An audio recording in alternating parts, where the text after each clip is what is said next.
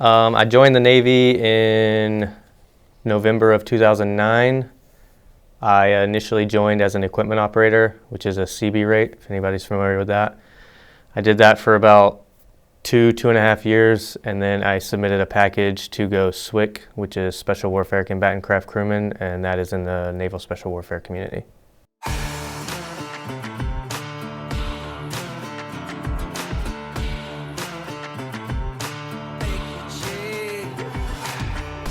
My biggest influence was definitely my father. He was in the Army and was in Vietnam, so I grew up hearing stories about that and just kind of seeing the man it shaped him to be. So I always kind of leaned towards the military as a very large option for me, like coming out of high school. I was always an athlete, played like the big three, the football, basketball, baseball. So I enjoy, team sports, the camaraderie, the pushing to be better. I initially wanted to join as a SWCC contract, but my recruiter told me that wasn't an option, which later I found out it was. But hey, it is what it is. He got me in.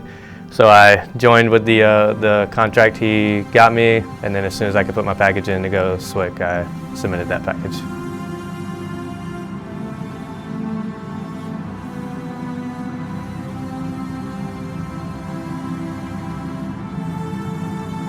My name is Clinton. I am the customer service extraordinaire that pretty much anyone that emails us will deal with. And I started working at Hardhead probably about 3 years ago as a part-time, just kind of helping out, and then I got brought full-time about 2 years ago. I served in the Navy for just under 9 years. My Navy experience was pretty good. I never really had any bad experience. I mean, obviously the pipeline for any type of selection course is going to have its downsides, but at the end of the day, you remember the good and it's always fun. So again, I initially came in with a contract for equipment operator. I got stationed at an EOD command, so that was still a fun experience because I got to work with a lot of solid dudes in the explosive ordnance disposal community, and it was still that next tier over, like a normal run-of-the-mill type job. So I stayed hungry, kept driving for what I wanted to do, put my package in, went to SWCC school, graduated from that, and then got stationed at my first boat team and, did my workups, deployed to the Middle East, did some work in Yemen and Africa, things like that.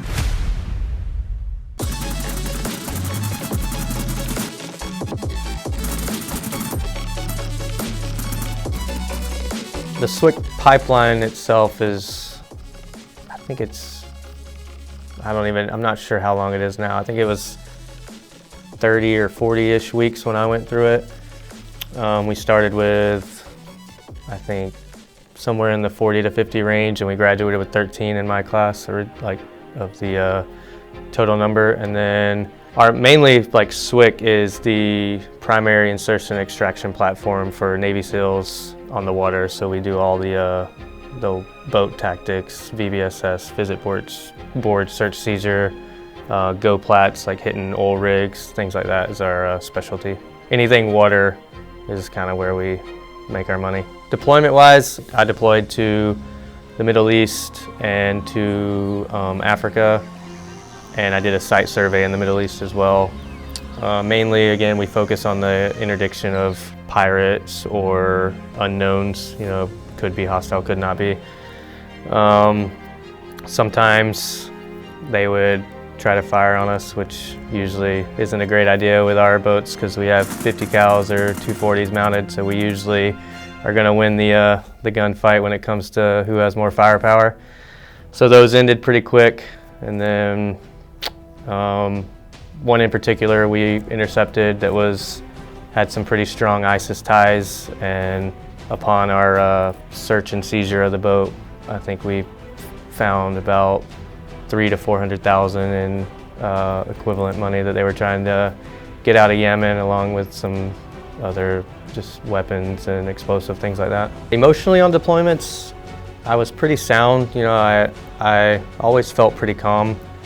Not that I'm like a hard ass or anything, it just kind of how it was. I don't know, I never was put in any type of crazy situation to me where I would have had any otherwise. Even in, like, obviously ticks are always going to be kind of a crazy experience, but if anything, it just kind of brought the detachment together and built that camaraderie even tighter, you know. My family life, I have an amazing girlfriend who has definitely put up with a lot over the last little bit, and I have 3 children and 2 dogs. My transition into civilian life it wasn't terrible, but it definitely was an eye-opener. I went back to school right out of the military, so I was kind of the older veteran, and I went full-time in person. So my first year or 2, I was with, 17, 18-year-olds that have went to high school, and that's it. So our just kind of world views were a little bit different, Yeah, but it wasn't a terrible experience.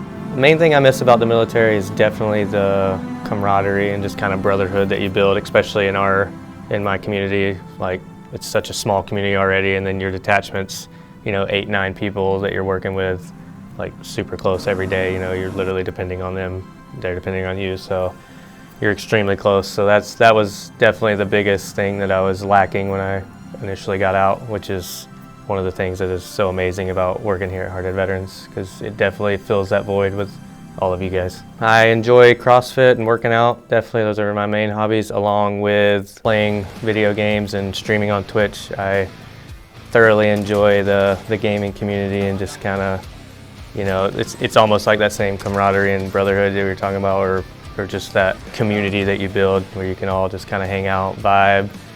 Someone's having a bad day, you pick them up, or you're having a bad day, they pick you up. It's an awesome community to be a part of. No way! You can find me on Twitch at GatorGuy16. Future plans wise of the Hardhead Veterans esports community would be just to build out like an amazing community of content creators that are veterans.